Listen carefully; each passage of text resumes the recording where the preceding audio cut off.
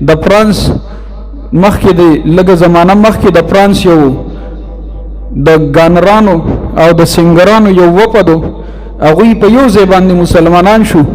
شیخ الحدیث حضرت مولانا حسن جان مدنی شهید رحمه الله فرمایل وی زمون یو استاد د فرانس نه براتلو صرف یو میاشت له سعودي ته وی کله چې بعد فرانس نه سعودي ته یو میاشت لراتلو وی هغه راغلی زمون استادو وی هغه دا واقع بیان کړو. بیا ما په خپل د عربی یو اخبار ولته د عربي سعودي عرب نه بچاپ کېدو ما په خپل باندې مکتلوم دغه واقعا په خپل سترګو باندې می په اخبار کې وکتل.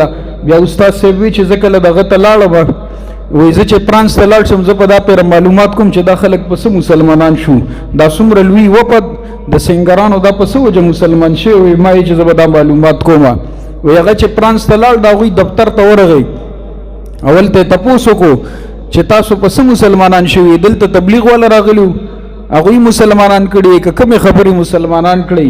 وی هغه راته وایي چې نه موږ تبلیغ والا نه پیژنو تبلیغ والا څوک دي. وی ما وی چې عالم درله راغلی دعوت یې درکړی مسلمانان شوي. وی نه عالمان هم نه پیژنو چېرته قاري راغلی تلاوت یې درکړی تلاوت یې درته کړی د هغې د وجې نه مسلمانان شوي. وی نه وی دا داسې کار چې ما یو ورځ سنګرانو کې یو کس و هغه ورته وایي چې دلته موږ ناسو ټول په جمع باندې ریډو می روان کو. وی چې کله می ریډو روان کو په هغې کې د قرآن تلاوت شروع شو. وی چې کله ما د قرآن مقدس دا تلاوت واورېدو نو ما دا تلاوت ځان سره محفوظ کو. په دې وخت کې په دنیا کې 2800 زبانونه ویلی کېږي.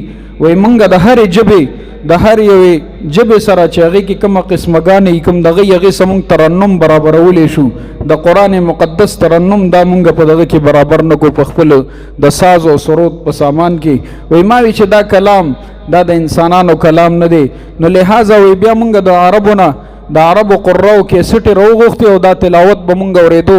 وی چې بار بار م اورېدو د هغې تلاوت د اورېدو د برکت الله رب العزت مونږ ته ایمان نصیب کو.